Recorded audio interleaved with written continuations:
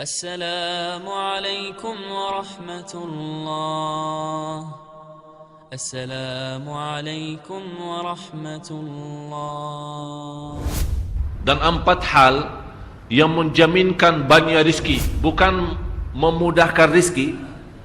Tolong Bapak Ibu hafal, 4 hal bukan menjaminkan rizki, bukan memudahkan rizki, tidak. 4 hal mendatangkan rizki kemari. Dan 4 hal bukan Allah kasih kemudahan berarti kita berjalan mencari rizki Allah kasih, tidak.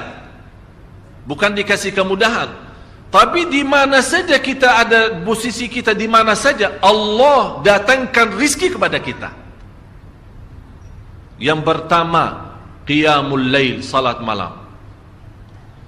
Yang kedua, berbanyak istighfar waktu sahur. Kalau anda tidak salat malam, jangan tinggalkan istighfar waktu sahur. Waktu sahur kapan? Kira-kira 30 minit sebelum azan. Disitulah Allah sendiri memuji, Allah bangga dan senang terhadap orang yang sahur. Sampai ulama berkata, tidak ada ibadah yang terbaik di waktu sahur selain istighfar. Jadi boleh baca Quran, boleh salat malam, boleh zikir, boleh apapun, tapi yang terbaik istighfar. Fokus hanya istighfar.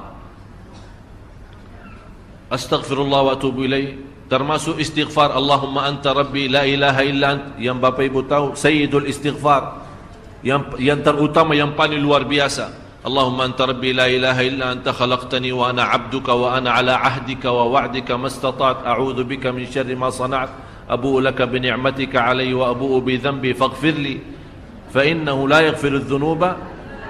Ya Allah, kalau kita fahami doa ini luar biasa. Oleh karena itu kata Rasulullah, barang siapa yang membaca sayyidul istighfar kemudian di malam hari dengan keyakinan dia meninggal habis baca istighfar, masuk surga. Masuk surga. Berarti ini salah satu doa yang menjaminkan dengan mudah masuk surga. Jadi 4 hal yang mendatangkan rizki, bukan kita mencarinya, dia yang datang kemari. Apalagi saat mencari lebih mudah. Qiyamul lail, salat malam. Tapi dalam bahasa, mohon maaf Bapak Ibu, dalam bahasa Arab disebut qiyamul lail, bukan salat. Tapi kalau diterjemahkan dalam bahasa kita salat. Tapi kenapa di situ qiyamul lail? Diberikan qiyamul lail, qiyam artinya berdiri. Berarti lama. Saking lama berdiri dikaitkan jadi qiyamul lail. Qumil laila ya ayyuhal muzammil. Apa terus? Qumil lail, berdirilah saat malam. Berdirilah, bukan salatlah malam, tidak. Berdirilah malam hari. Itu dahsyatnya di situ berdiri. Qiyamul lail. Yang kedua, berbanyak istighfar. Yang ketiga, berbanyak sedekah. Sebenarnya bukan istilah berbanyak sedekah. Kadang-kadang orang bersedekah 100 juta, udah saya sudah bersedekah 100 juta. Bukan itu. Bukan yang dimaksud berbanyak sedekah itu dari sisi uang itu banyak atau sedikit, bukan. Yang dimaksud rahasia sedekah, ta'ahudus sedekah, istiqamah bersedekah. Istiqamah itu tidak menjadi masalah besar maupun kecil. Itu tidak menjadi masalah, karena bagi Allah tidak ada artinya besar maupun kecil. Kita tidak memberikan kepada Allah karena Allah maha kaya. Tapi rahasia sedekah itu kita terus menerus sedekah, siang pagi malam, siang pagi malam, pagi besok terus, minggu depan, tidak pernah berhenti. Setiap ada kesempatan selalu kita membawa sedekah. Itu namanya ta'ahudus sedekah. Ta'ahud kalau dalam bahasa sebuah janjian, seolah-olah kita ada kontrak kerjasama antara diri dengan apa? Dengan sedekah. Itu kata ta'ahud, ahad, berjanjian. Saya berjanji, seolah-olah ada berjanjian antara kita dalam sedekah. Jadi tidak boleh terlepas dari berjanjian, seolah-olah kita menghormati berjanjian. Bagaimana menghormati? Kita terus kerjasama.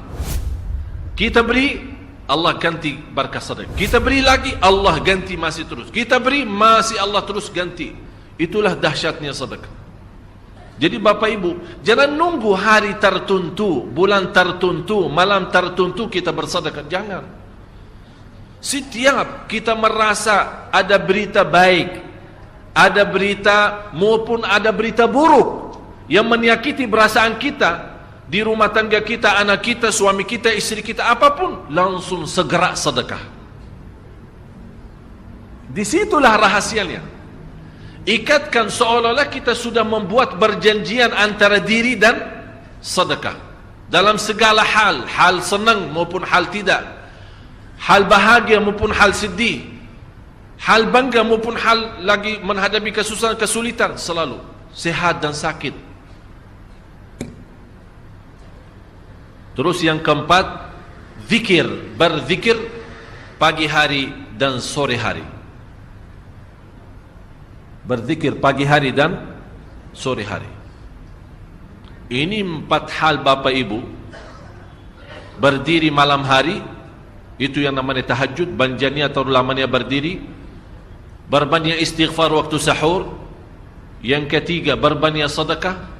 Sudah Bapak Ibu mengerti? Jadi istilah berbanyak sedekah bukan artinya harus banyak dari jumlah hitungannya, tidak.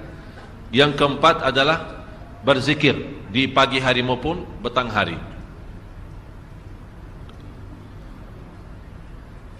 Amman huwa qanitun ana al-laili sajidan wa qa'ima. Sajidan wa qa'ima. Jadi Bapak Ibu, saat kita berdiri lama, walaupun baca satu ayat, diulangi berkali-kali, walaupun baca surah pendek, tapi diulangi berkali-kali, tidak menjadi masalah. Bapak Ibu hanya hafal qulhu. Qulhu dibaca 3 kali, pahalanya seperti baca Al-Quran 30 juz. Ada seorang salih mengajak kawannya, sudah mendekati subuh, ayo bangun salat malam dan baca sepertiga Al-Quran. Langsung orang itu menjawab, bagaimana saya baca, sebentar lagi mau azan. Bacalah qul huwallahu ahad. Salat malam dan qul huwallahu ahad. Jadi Bapak Ibu, yang saya harap, jangan susah fikir, ya Allah saya mau baca apaan. Tak usah susah fikir. Baca dan nikmati, yang penting nikmati bacaan. Walaupun qul huwallahu ahad setiap hari. Kalau kita pusing baca, Allah tidak akan pusing mendengar. Malah Allah paling senang mendengar bisikan bacaan dan bisikan doa kita malam hari.